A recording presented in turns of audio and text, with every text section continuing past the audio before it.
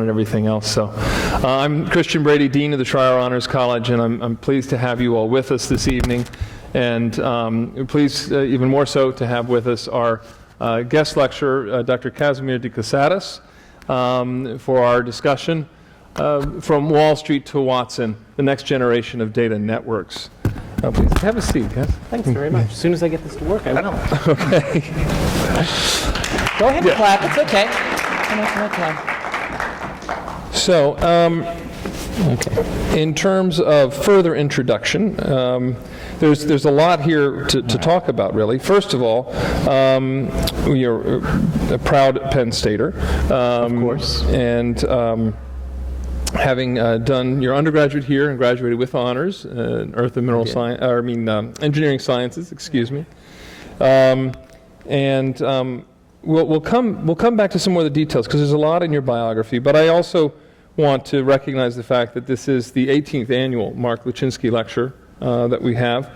And this lecture was established in 1985 by family and friends of Mark Luchinsky to honor his character and contributions, his life as a son, an undergraduate, and more importantly as a young man whose life held much promise. Unfortunately, he passed away as a student, and so this is a living legacy and memorial. We are, as I said, in our 18th year, and in recent years we have had our distinguished scholar alumni come and return to be with us. And so, as we said, you graduated in engineering sciences with optics, as I recall. That's correct, yes. Very good. And you went on to do a master's and doctorate at RPI. That's right.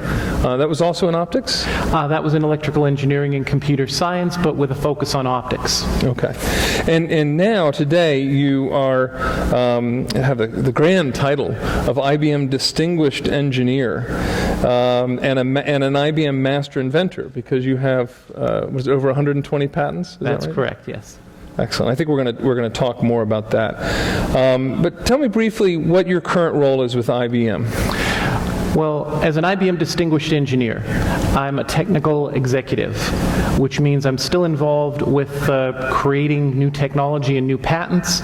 I also have all the responsibilities you normally associate with an executive level person in terms of setting directions for the business.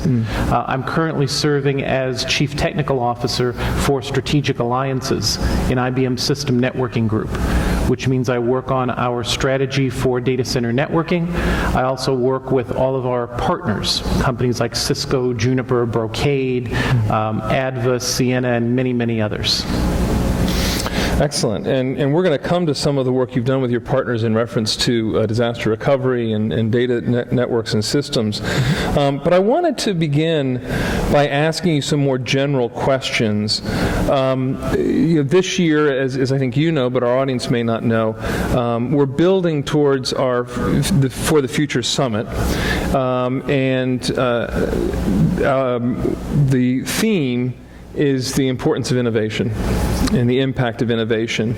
And I wondered your thoughts just initially on the value of innovation. I mean, you have all these patents. You're clearly an innovator. You're constantly doing that.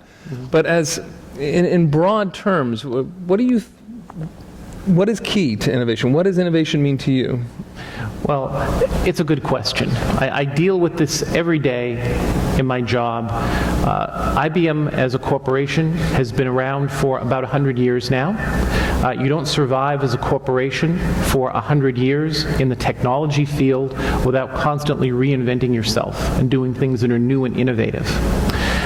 Innovation is one of those intangible things. Everybody thinks it's good, but nobody knows quite how to get a hold of it. And I've heard it said that innovation in that sense is a lot like happiness, right? You can't force someone to be happy. You can't tell them go and be happy, but you can create a climate, an environment where it's more likely that they'll be happy and satisfied than not. So I approach innovation that way. I try to create a climate where we're open to people suggesting new ideas and novel approaches. I try to work on a regular basis with people who are in different fields from my own and bounce ideas off of them so that we can find the intersection of our fields, which is often a rich source for new ideas. and I'm trying to train myself to constantly be on the alert for all the new types of innovation that are around us all the time, to be sensitive to that and to recognize that. That's a lot of the reason why we've been able to accumulate these patents, which have turned out to be a big part of IBM's innovation portfolio. I appreciate your saying that it's something difficult to quantify, like happiness. Although we try and measure that, there are happiness indices out there. I also think about leadership. We have lots of leadership programs at the university. We're trying to develop more innovation programs and entrepreneurship programs. Fostering is the term I think that often comes to mind. You just described your patent farms and trying to bring these people together. You've been actively involved at a more junior level with the LEGO program. Tell us a little bit about that and how that fits into fostering innovation. Well, I'm glad you asked, because that's something I'm very passionate about. The program that I work with in the Hudson Valley is part of International First LEGO League. That program was founded back in 1989 by Dean Kamen, whom some people might recognize as the inventor of the Segway, as well as many other innovations of his own. And he wanted to give something back to the rest of the industry. He recognized that he was as passionate about engineering, science, and technology as some people are about sports or music. And he realized that you don't have to convince young children to be rock stars. You don't have to convince them to be basketball or football stars. But you have to twist their arm a little bit to get them to be scientists or engineers or mathematicians or computer programmers. So he wanted to develop a program that we could introduce to young children that would show them that technology was as much fun as music or sports. And that was the genesis of International First LEGO League. So it's a non-profit program. It runs all over the world in about 60 countries, about 200,000 students worldwide doing it. I'm the founder and director of Hudson Valley First LEGO League, which covers a region from Albany, New York, in the Capital District, down through the Hudson Valley, down to Westchester County. We reach about 1,000 students a year. And we run tournaments where they compete to design, build, and program their own LEGO Mindstorm robots. So they're learning robotics skills, programming, basic construction techniques, but they're also learning life skills like teamwork, leadership, and one of our core values, which is called gracious professionalism. So acting in a professional manner, how to conduct themselves when you're at a tournament, when you're working with your team members and your coaches and your peers. All that conduct, I think, is as important as the core technology mission itself. Don't throw the Legos. It's probably that's part of it. That's part of it. Don't throw the Legos around. Well, in that sense, I'm wondering what, for you, what inspired you? What led you to begin innovating? I mean, you're clearly doing that with the youngsters through the Hudson Valley program you started. What was it for you, having one of your junior high classmates in our audience? Our Associate Dean for Academic Affairs, Dr. Nicola Gutgold, was a junior high classmate. That's true. But what was it that sort of sparked things for you? Well, I'd have to say that I was always interested in how things worked, and one of those kids who like to take things apart and try to put them back together to figure out what makes them tick. It started to gel for me when I came to Penn State, I think. I was part of the engineering, science, and mechanics program. So I started looking at interdisciplinary studies, and I started to recognize that learning how to learn and learning how to incorporate other disciplines was something I was going to have to do my whole career if I stayed in this field. So I was taught very early on by that program that you had a choice of either being innovative and adaptive to what's going on around you or becoming irrelevant in a very short time. I went on to RPI, I went on to IBM, and those values were reinforced over and over again. I had some great mentors, starting with some of the faculty here at Penn State, my doctoral thesis advisor at RPI, some of the IBM fellows that I worked with very early in my career at IBM were all very strong influences. So the interdisciplinary aspect of it, and you've talked about the importance of adapting and changing and so forth. We had, one of the reasons we were late, we were having a great conversation with some students over dinner, and you talked there about the fact that, unlike my field, where the literature that I study hasn't changed in over 1,600 years, your field is constantly changing and adapting, and so if you're going to be relevant, if you're going to have some impact, you need to do that. The title of our talk, of our discussion here is From Wall Street to Watson, Watson being the supercomputer.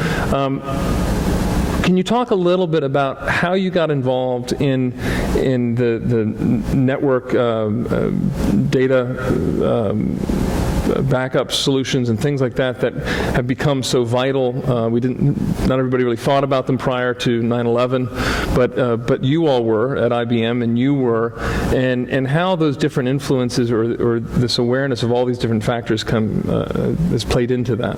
Sure. It's actually an interesting story, and it gets back to your earlier point about learning about leadership skills and trust building and relationships. One of my earlier jobs at IBM, after I'd only been there for a couple of years, I was asked to travel from my home base in Poughkeepsie, New York, down to New York City, which is about an hour and a half, 2 hours away, and meet with some of our big Wall Street financial clients to talk about the design of their fiber optic network. And the marketing people from IBM said, we need a technical person to come in and talk to them because for some reason they're not getting why it's important to have these backups and archives of data. And this was in the early 1990s, so well before 9/11.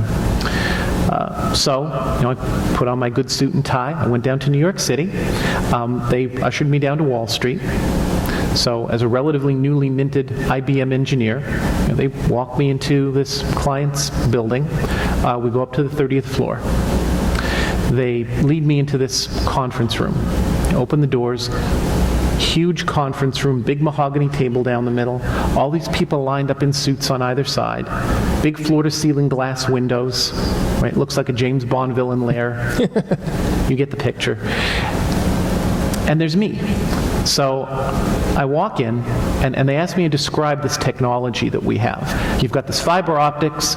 It moves data from here to there. It does it very fast.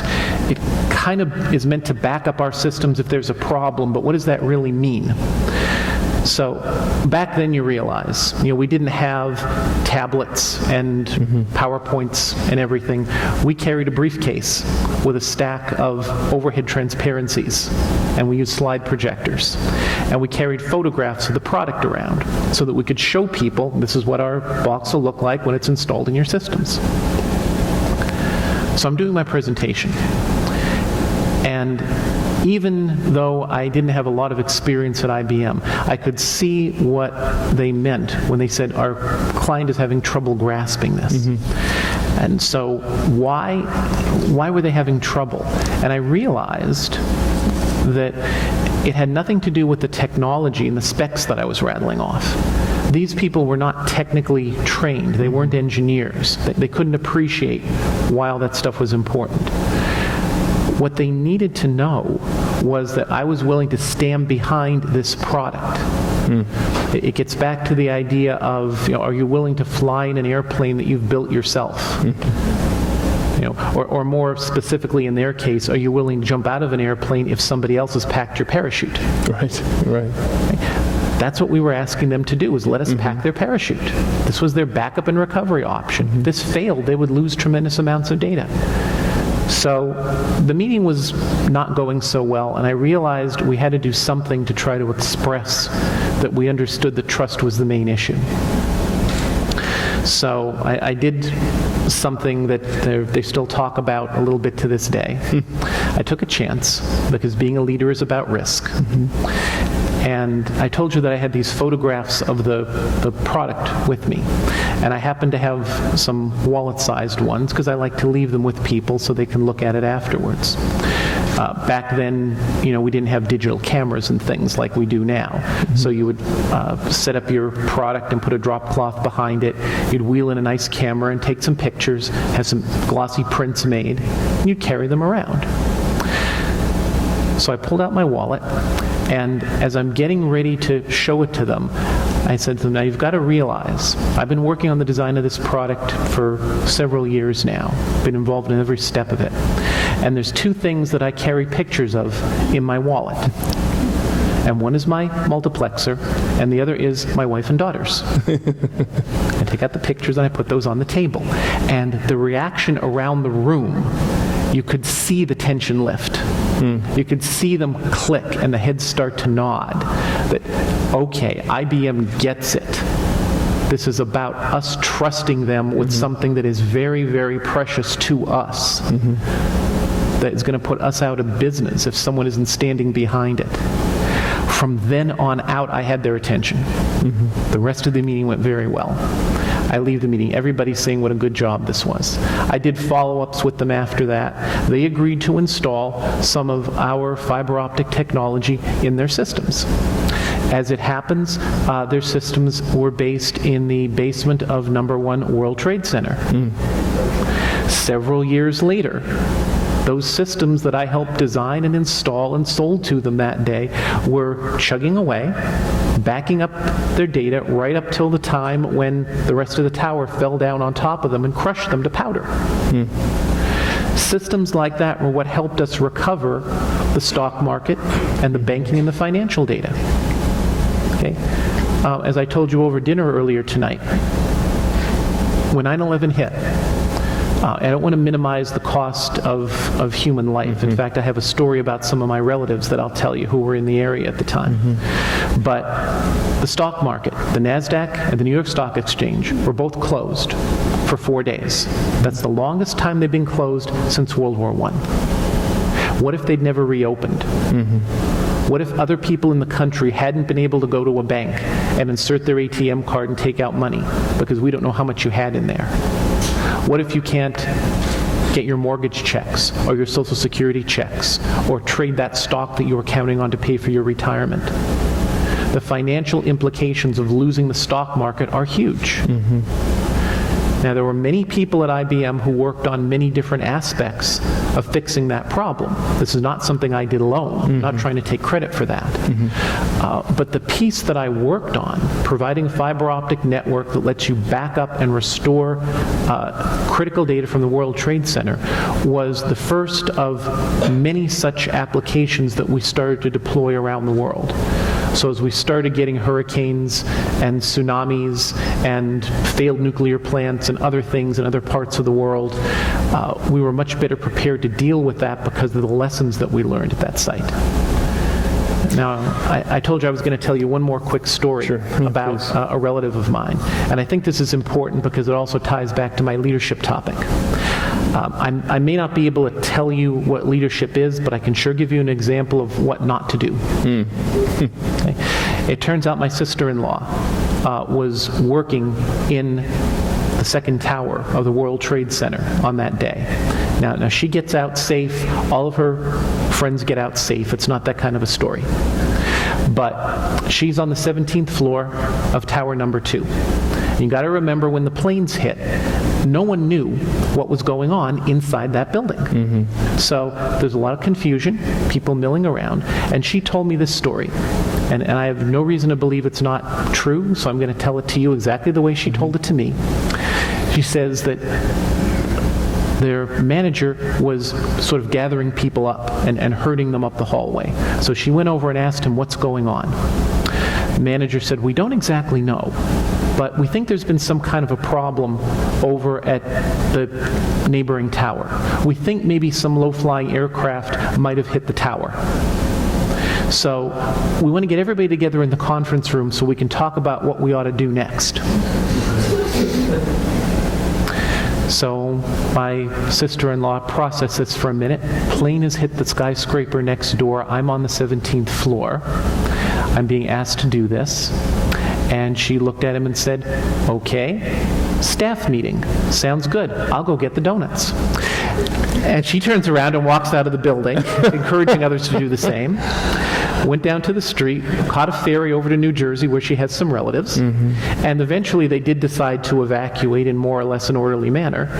But I always tell that story together with the first one to say that when you're in a crisis like that is when you start to realize, not only the value of your innovations, like that system in the basement, but it tests the mettle of your leadership, and they're interconnected to one another. What I find fascinating in talking with you is that when we haven't gotten into details, but you start with just the basic components, and you were part of designing these things, and you very patiently explained to me how fiber optics are working, and I understand they're sending data by light, and it's and so forth and so on. But you start there and had a great conversation with our students about even using fiber optics even on small computers and so forth, not just big long distance. But then you're also looking at the very big picture, the very large picture, and issues and questions that come up with it. You talk about the challenge of if the stock market goes down and never comes back up, or even a single bank and loses all its data, and all the people in that bank with the funds there would be at great risk. But I want to ask you, we talk a lot and we hear a lot about data. Everything from what of my data can the NSA see, to questions about healthcare records and who has access to those, and if we all go into this healthcare system, the fact that those computers aren't working apparently to the capacity, or they're not ready for the capacity of people for the new Affordable Care Act implementation. I just wonder your thoughts on the fact that data, just abstractly data are, data is, in this context, I guess it's singular, but as a collective noun. But, sorry, grammar geeks, apologize for that. But abstractly, data is now one of the most precious commodities that we have. Whether that data is some amazing architectural design that I've just created and saved to my local machine and then immediately gone up to Dropbox to some server someplace else, or my personal financial record. Your thoughts on what we're doing with all this and where we're going? Sure. Well, it's an interesting question, right? We have more data now than we've ever had before, and it's growing faster than we can keep up. There was a study done a number of years ago that said from the beginning of human history until about the year 1990, give or take, the human race collectively produced about 1 exabyte of data. That includes everything, right? I'm talking about audio recordings, visual images, cave drawings, music scripts, everything. About 1 exabyte up until 1990. Within a few years after 1990, we made our second exabyte, and then our third. We now are up to something like 15 to 20 exabytes, depending how you count it. We're cranking out about an exabyte a year. That's a lot of blogs. It is. So we're drowning in data. Data is everywhere. There's more of it than there's ever been. But we're not that much smarter. Yes. We have more data, we have more knowledge, but we don't have more understanding. So we're generating information as opposed to knowledge, maybe, in that sense. Yeah. So one of the big challenges now is extracting meaning and knowledge from that huge pile of data that we're accumulating. That gets us into fields like analytics. And this so-called field of big data, which has been emerging, that's related to that. A way to use computers to help us make sense of data, to detect patterns, to look for things that humans would look for if we had the time and the prescience to go through all of that stuff by hand. It's too large for us to consume it all. It's too large for any one person to hold it in their head. But through these analytics, we can start to extract more meaningful information than we've had before. Now, that's a very broad field. It touches virtually everything. right? So financial people are interested in how accurately can we predict movements of the stock market, right? Educators like yourself, no doubt interested in somehow measuring performance of students, finding early indicators of when they might be in trouble so you can intervene, identifying high potential early so it can be nurtured, things like that. Retailers, Sears, Walmart, that sort of people are interested in knowing what they need to stock in their stores and when they can stock it. Right? If they spend $4 million for a 30-second ad on the Super Bowl, they want to be able to respond to that when people start clicking on their website or going at them through social media, on and on through all these different fields. And it's kind of a simple example, but loyalty card, the Wegmans loyalty card program. I mean, that's all about data. Sure. They're gathering the data of what kind of toilet paper we're buying, what kind of vegetables or what have you. And God love my wife, she absolutely loves Danny Wegman more than me, I think, sometimes. And part of it is because we get these targeted out. They knew that I'm eating quinoa now. Wegmans is a great store. Don't get me wrong. I love the place. But that's all data, isn't it? I mean, it is. That's what they're doing. They're data mining. They're collecting the data. Then they're processing it to find patterns. To tie it back into the disaster recovery topic that we were talking about a moment ago, people have found correlations. When there's a storm coming, Walmart stocks up on plywood, duct tape, and strawberry Pop-Tarts. Yep. It's a well-known aphorism. You can find this on the web. Why people buy strawberry Pop-Tarts, we don't quite know, but we found that as a trend, and it works for them. So sometimes you don't have to understand the underlying reasons, but if you can see the pattern, and if it occurs repeatedly, and you can take advantage of it, then you're starting to extract meaning. I will tell you one quick story of my own, leaving with catastrophe. Leaving Katrina, it was now 2 days after the storm. We finally got to a town in Mississippi that had gas and power. We got gas in our car, got into Walmart, got some cash out, and while at Walmart, I bought ho-hos and root beer. So that was what was important for me. But I don't want to know what that did to your profile and their computers. That must have confused them quite a bit. Yeah. So are you concerned? Your area of expertise is in the architecture of these things, but I know you're a very thoughtful person. Are you concerned about the fact that once we have things in storage and they're on networks, they're accessible to those who are supposed to have access? Presumably they're also accessible to those who aren't supposed to have access but are pretty clever. Do these concerns bother you? Naturally. I think it's a concern to anybody who looks at this field for any length of time. As an engineer, I have a certain social responsibility to do the best I can to enforce those protections.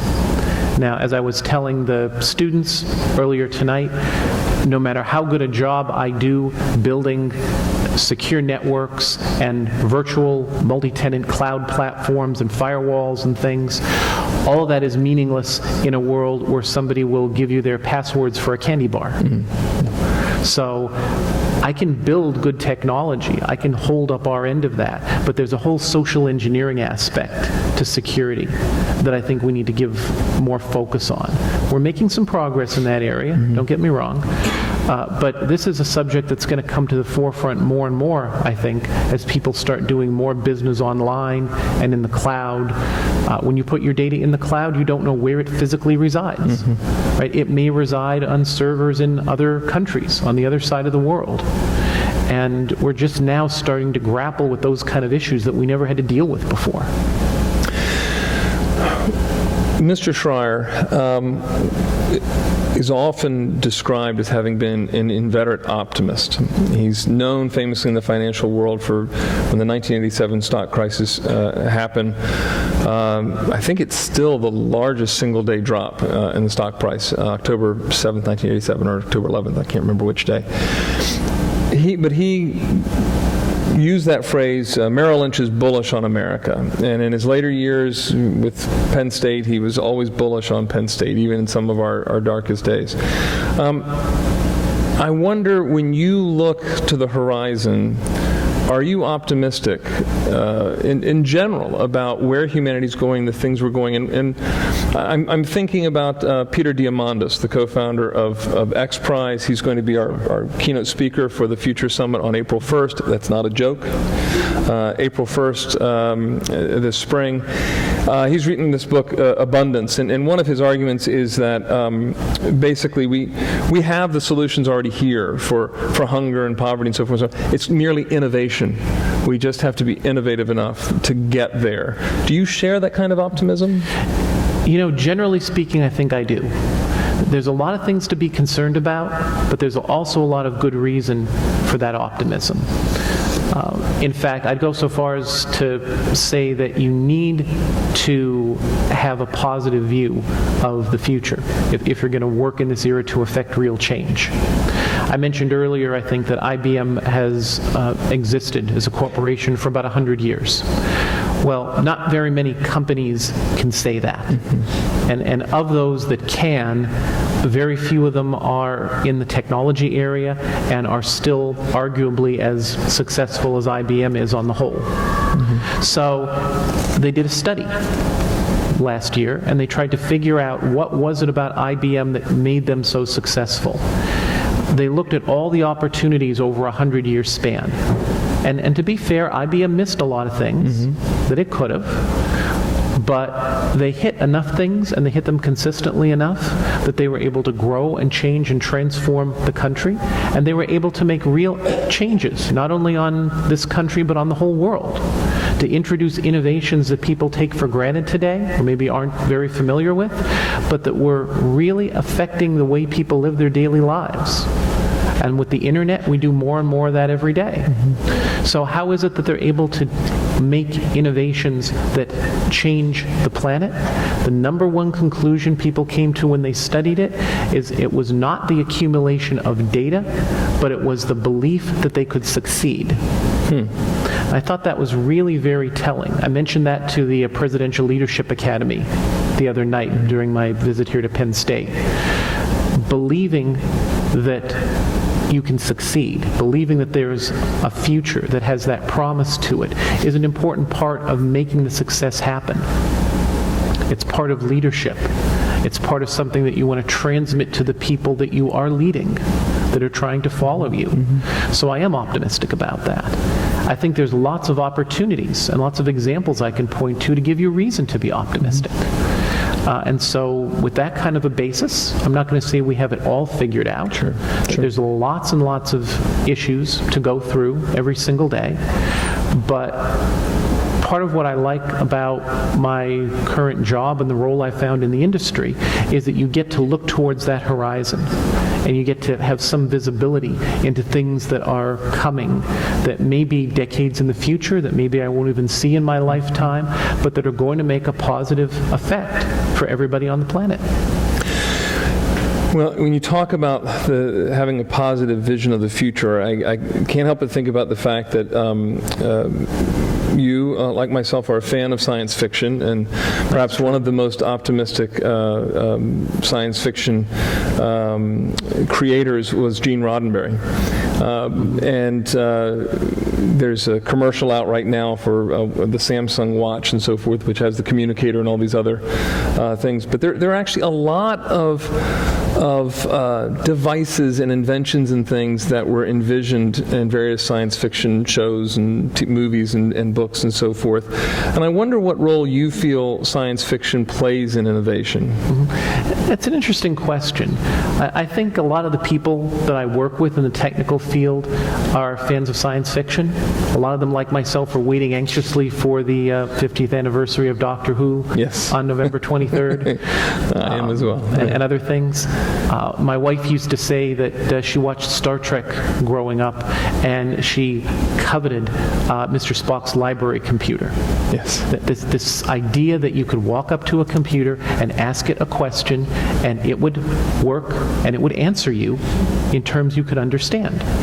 That was science fiction back in the 1960s. Today, we have that reality with the Watson system, a system that can understand natural human language, Not only that, it understands inflection, puns, wordplay, and all sorts of other subtlety.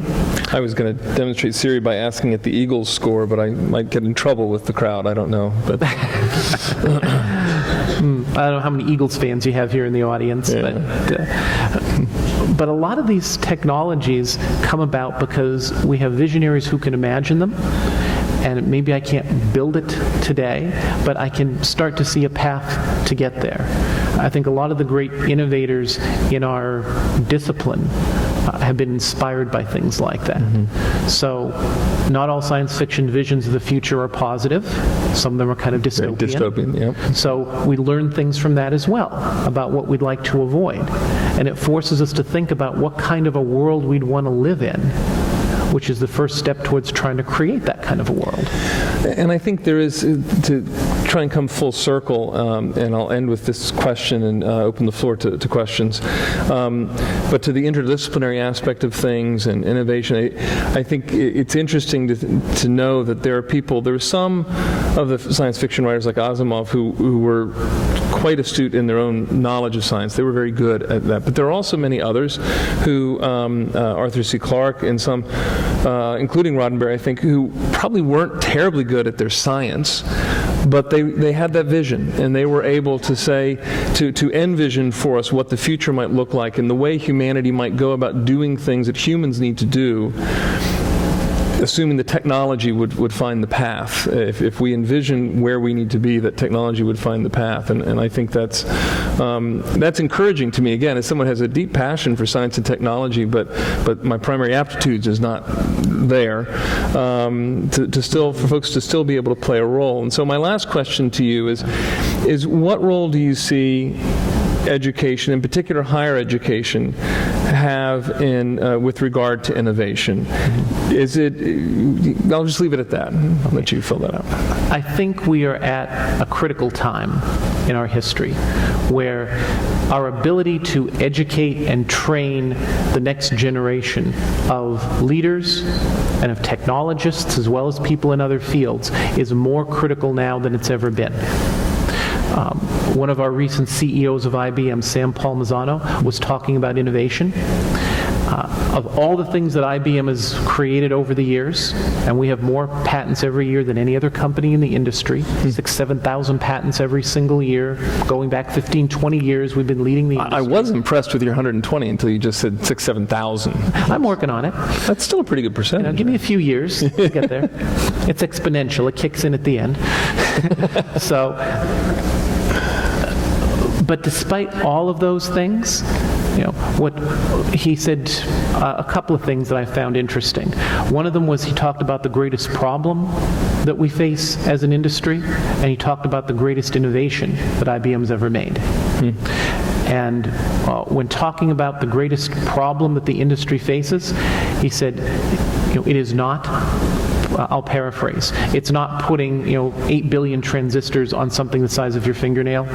It's not writing 600 billion lines of code that runs every jet airliner that takes off and lands every day. It's not building systems like Watson that can understand natural human language and beat the top players on the planet without being connected to the internet. The biggest problem we have is the nature of innovation is changing. Innovation used to be about coming up with the first of its kind idea. Now it's more about people and processes and end-to-end deliverables. And the rapid adoption of technology and the fact that it's accessible to so many more people than it ever was before means that innovation comes at us from many quarters at once. So coping with that in a world where you're used to innovation being something that comes out of a research lab that sits in upstate New York and linear. Doesn't talk to anyone else, it's become a very non-linear process versus what it used to be. So education plays a critical role in that. Right? I learned that lifelong learning is key. The biggest thing I got out of coming to Penn State and RPI was learning how to learn. Because whatever technical knowledge I got when I was here, it was obsolete 4 or 5 years down the road. Right.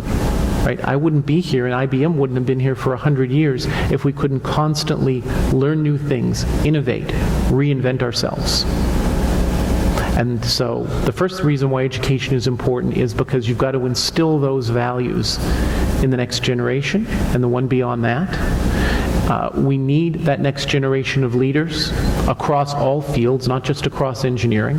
That's a big piece of why I got involved with First Lego League, to try to inspire people when they were young enough that it would stick and they would remember that. We're dealing with kids that are, 6 through 14 years old. But that's the time when you want to make an impression on them of what it means to learn how to learn and work with other people. So the education process you're doing is critical for that reason. The second thing that Sam Palmisano talked about was the greatest innovation in IBM's history. And of all the things that the company's ever done, and there are many of them, that have defined whole industries and whole markets, and I'm fortunate to have been a small part of that, he said our greatest innovation was the IBMer, was the person who understood what you had to do in this environment, who was self-motivated, who was self-empowered, who could see what they had to do and how to do it with what they had in front of them, who could act with the intent of the company without waiting for permission, and who could succeed and be accountable for that success. The type of singular individuals who can do that are the kind that drive the engines of innovation that make me optimistic about the future. So that's the other thing that's very important in higher education, is identifying and nurturing those individuals with as diverse and as broad a population as you can. And we know in the technical field there are some populations which are badly underrepresented, and we've got to work on that. To the extent that we can bring in a diverse population, we get different viewpoints. That creates more intersections of fields, more opportunities for us to innovate, more chances to get it right. So all these things are what you get out of a proper education, both in the engineering science program, which does interdisciplinary work, the Schreyer Honors College, which is doing great things for nurturing our future leaders, the Presidential Leadership Academy. All these and other programs that reflect those themes are absolutely critically important to the success of these enterprises as we try to get to that next horizon in the future. Excellent. Thank you very much. Well, I'd like to see if there are any questions or comments from the floor. Please, and I don't think we have a mic to go around, but I'll repeat the questions. Please. So, what do you think? So, in terms of learning how to learn and being able to innovate, do you think going for your PhD had a big role in that? The question is the role of going for the doctorate in terms of fostering innovation and so forth. I think for me it had a big influence. I wasn't thinking about graduate school when I first came to Penn State. In fact, when I came to Penn State, I thought I was going to be a chemical engineer because I had a good program of that in high school and I liked working in that area. After I'd been here for a little while, I learned about engineering science, and I started studying that. And then I started studying optics, optical communication and optical signal processing. And that became the foundation for my graduate career. I had some very good mentors. I had a good experience at a summer job at Argonne National Laboratories in Chicago. Happens to be where I met my wife as well. And those people were the ones who encouraged me to go on and further my education, to get a master's degree and eventually a PhD. So it's not for everyone, but for me, talking to people who had gone down that road was a really good way to gauge whether it was the right path for me or not. And it also gave me a role model that I could follow. So, I went to high school in a relatively small town in Pennsylvania, 400 people in our class. I didn't really understand what it meant to be an engineer until after I'd spent some time in the company of people who taught it and did it for a living, and until I'd had some summer jobs and worked there. And I might never have thought of going on for graduate study if I hadn't had people to model that path for me. So I think that kind of mentoring was a very big part of why I went for a doctorate, And as I said, I know it's not for everyone, and it's not for every field, especially in things like computer science, and that's okay. But if it's something that you're interested in and passionate about, then I'd encourage you to pursue it. Very good. Did I say yes? Is that a boo? Yeah. How you doing tonight? I have 2 questions. I was tweeting like so many questions. Okay. One of my questions is, the technology is so important and innovation is so important. Why is there only one Silicon Valley? And then my second question is, are you an individual that focuses on making today better, or do you spend your time today thinking about how you can make tomorrow even better? Okay. Could everyone hear? Because that would be tough for me to repeat a boo. Good, okay. Thank you. So there were 2 good questions there. So as far as the first part, there's only one Silicon Valley, but there are lots of places around the world that are technology incubators and technology ecosystems. There's a lot of good work going on back on my home turf in upstate New York. Near Albany, New York, we have the Albany Nanotech Center. Right, which is a huge center for innovation about biotechnology, nanotech, computing.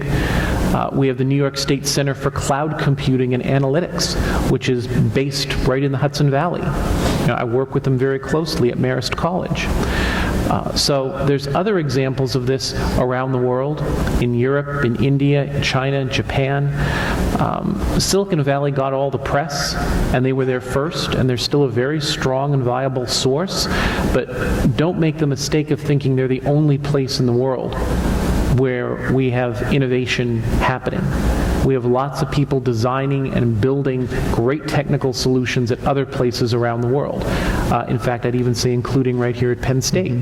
You have some fab technologies, and you're doing some very interesting things. So you don't have to travel to Silicon Valley necessarily. You can find it in other places, especially if you know where to look. Isn't part of it and part of what makes Silicon Valley what it is, and some of the places in India and so forth, is really the human capital. It's part of what we talked about earlier in terms of collaboration, innovation, and it's the fact that wherever it may be, and they are starting to crop up in other places, it's the fact that you're getting people together who are spinning off ideas, they're thinking creatively, and it's when you get that all together in the same room, so to speak, that you really begin to see sparks fly. That's right. There was a crucible effect there.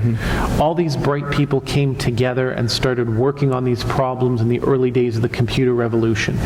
A lot of that still continues to this day, but that same model is being adopted by other people as well. A lot of folks have studied Silicon Valley and what makes it unique.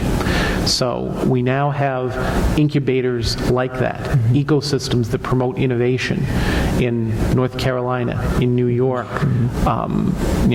in Florida, in Texas, in Europe, other places around the world. They don't have a monopoly on it anymore.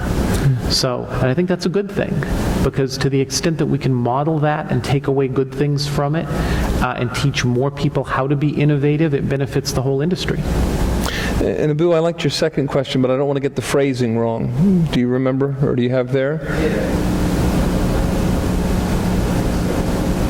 Are you an individual that focuses on making today better, or do you spend your time today thinking how you can make tomorrow even better? I think I actually do both. I spend a lot of time working on making what I have today better. I focus on short-term things, like how are we going to get our next great innovative product out the door in the next month or 2 months. I get calls all the time from big IBM clients around the world, Fortune 500 people. I do a lot of traveling to different sites, not just in the banking industry, but big retail people, like I mentioned earlier, Sears, Walmart, that sort of thing, entertainment industries, government people, so on and so forth. And through the course of those interactions, I try to make their lives better in the short term. So today, tomorrow, next week, trying to solve those problems. When things break, we try to fix it and do it better the next time. When they ask about what we're going to do to help them close out the month or close out the quarter, we focus on that.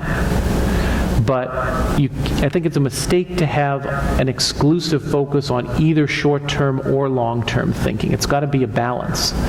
So we also spend some of our time thinking about horizons that are a year out, 3 years out, 5 years out. Some of our bigger clients that have that vision are asking us what we think data centers are going to look like 5 or 10 years in the future. And the answers to that affect a lot of people's daily lives. We're talking about things that reshape the internet, that affect the big search engines, the online retailers and the online economy, online entertainment systems, with the advent of Netflix and other things that's replacing traditional cable TV. New distribution channels, smarter cities, more effective utilization of energy, relief of congestion and poverty through technology dissipation and literacy programs, clean water in Africa. These are all initiatives that IBM's working on, and there's many more. So I try to balance my focus more or less evenly between the short term, making today better, and the longer term, thinking about how I'm going to build a better tomorrow, and also about how I'm going to bridge those two things. Because you mentioned the vision and the inspiration that we get from science fiction. That's very important, but the engineers of the world have to make that practical. It's got to exist as a world that could evolve from what we have today. And so building that bridge, reducing it to practice, I think is really the essence of the engineering profession. Great. A lot of questions, yeah. In the yellow? Yeah, sure. Curious, And then we'll come to you. patent holder kind of gave a view on patents in general, and whether they live up to their promise, I guess, of encouraging innovation, or today, at this point in time, kind of stifle it. Okay. What's your view on that? How that's worked out? Okay. So did everyone hear the questions about, I guess, you're a patent lawyer, is that what you? No, I'm not. Oh, okay. Maybe as a patent holder, is that what you said? But I'm just kind of curious. I'm an engineer. so the question is, do patents live up to, are they stifling creativity or inspiring it and so forth? I think it's good, and I would sort of add to it, if you want to problematize it, make it a little farther reaching. I mean, I think most of your patents are for very specific things, but the patent office has been patenting all sorts of things lately, like even shapes of icons in touch systems and things like that. So, Right.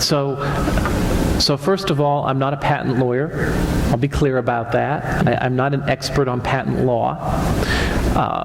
But I am an inventor, and I have about 120 patents and counting to my credit.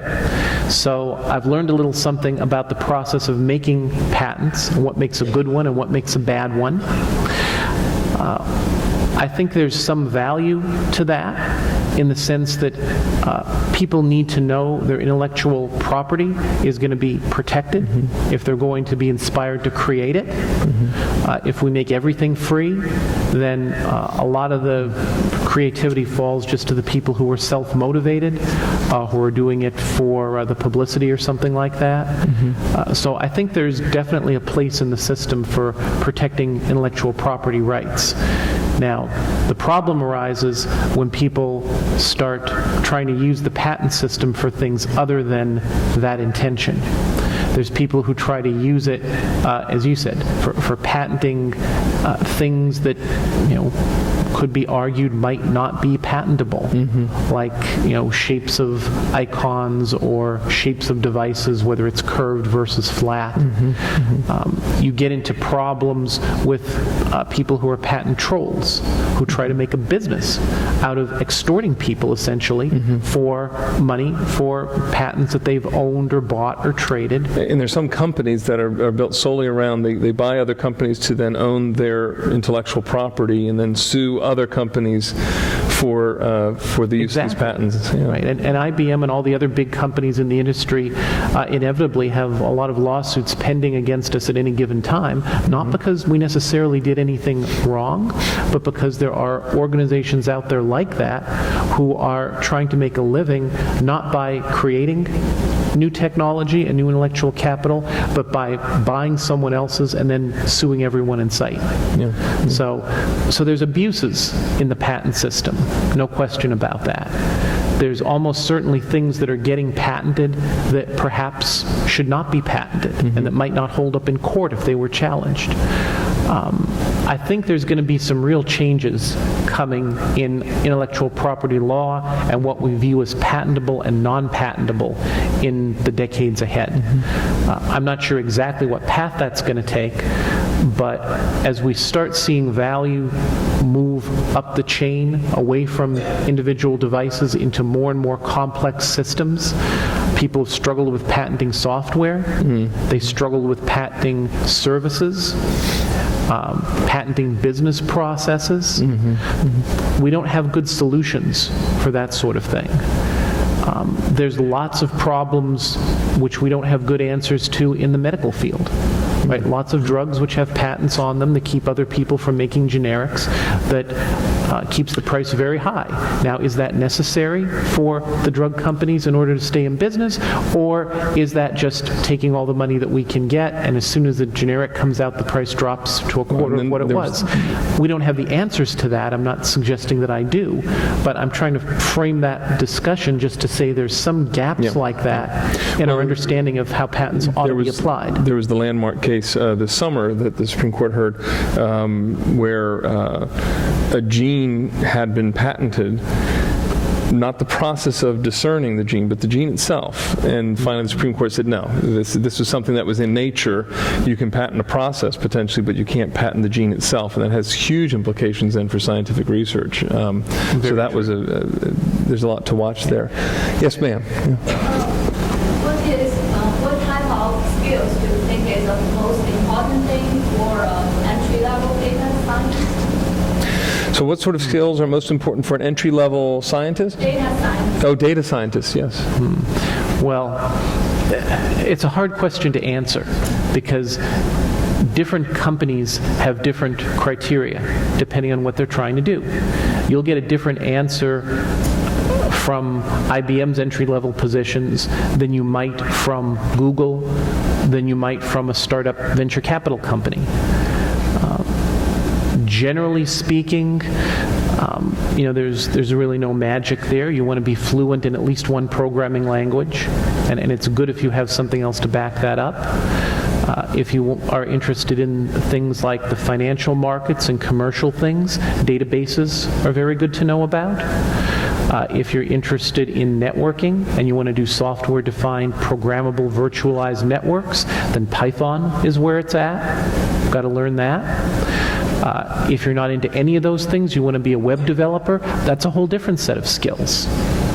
So there are some fundamental things like security that cut across all of those disciplines. Understanding basic computer security practices and how they're implemented is important for everybody. It's more important if you're going to write cryptography code, but it'll show up no matter what field you're working in. So I'll interpret your question a little differently. I don't want to give you a list of topics or a list of courses that you ought to take in the hopes that now you line up with the requirements for being an entry-level data scientist. I think as an undergraduate, it's important to be more of a generalist, to learn a little something about a lot of fields. I think it's important to watch the technology evolve, because even if I could give you an answer today, it's going to be different in 5 years. And if you plan on being employed more than 5 or 6 years, you're going to have to change your focus and evolve a little bit.